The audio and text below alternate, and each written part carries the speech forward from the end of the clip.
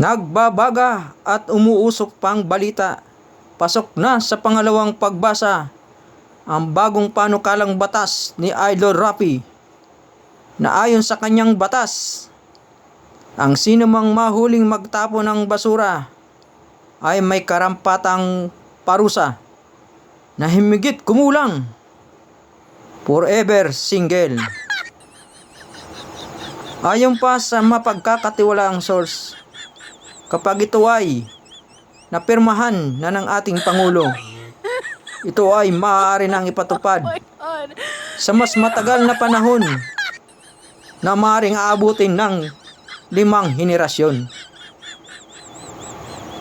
Ayon sa batas, ang sino mang mahuhuli o kaya ang sino mang magsumbong ay parihas mapaparusahan.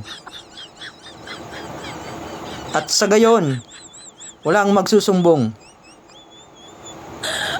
Ito ang inyong balita.